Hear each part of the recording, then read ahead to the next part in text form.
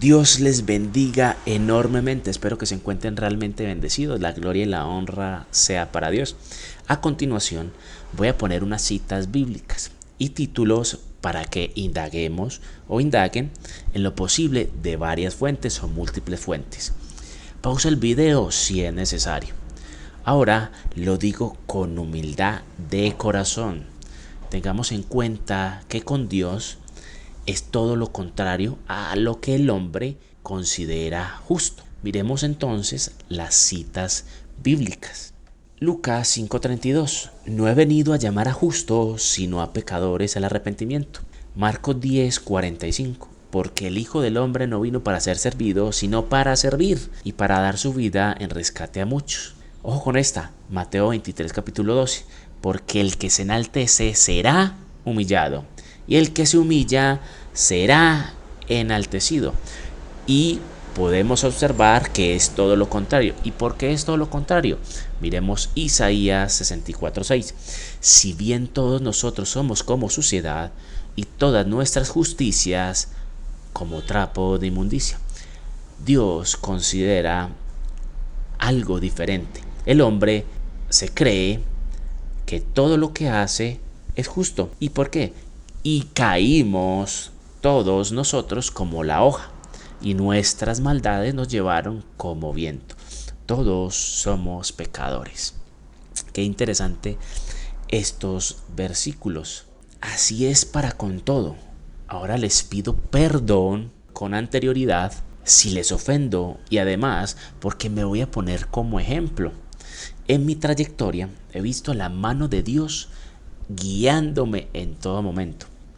Tengo varios títulos.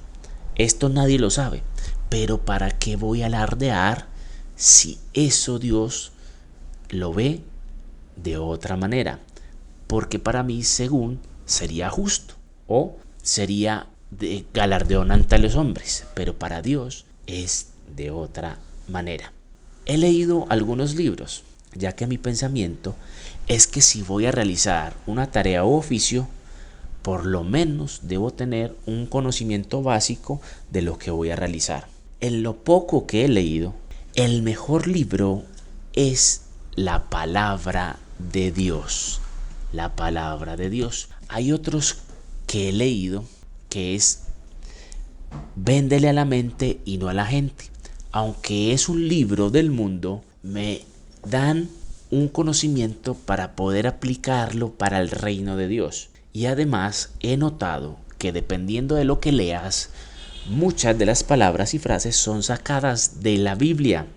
He leído otros como hechos científicos en la Biblia. Ya estos son enfocados directamente para Dios, pero vuelvo y lo comento, son irrelevantes para Dios.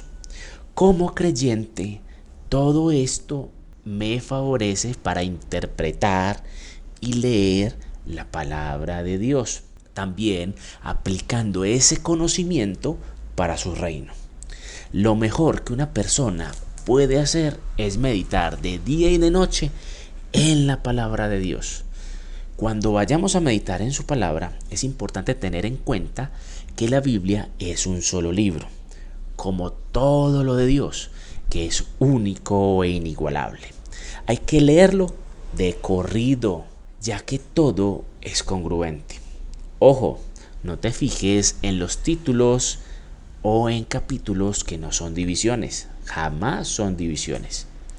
Ejemplo, Dios te invita a leer Deuteronomio capítulo 29 y 30, ¿cierto? Que se interpretan como uno solo, pero hay dos ideas.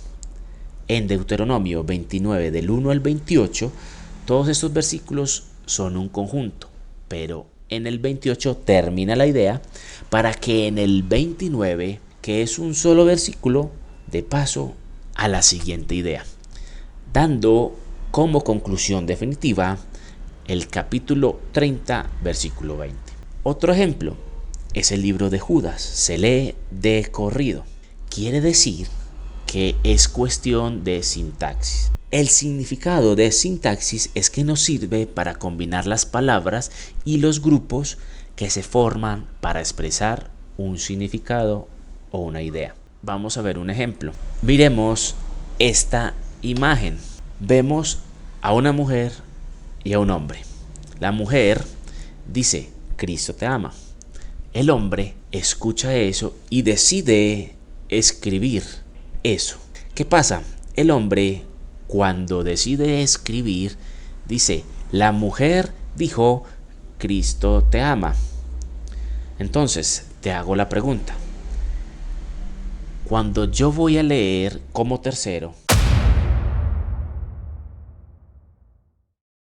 ¿quién fue el que lo dijo? ¿El hombre o la mujer? Lo escribió el hombre, porque aclaró que dijo, la mujer dijo, Cristo te ama. Ese es un ejemplo. Sin embargo, miremos que Dios es un Dios de orden.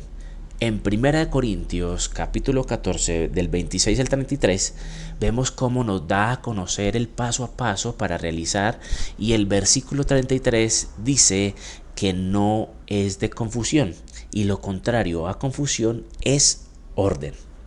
Dios también es quien otorga la sabiduría. Proverbios 2, capítulo 2, versículo 6.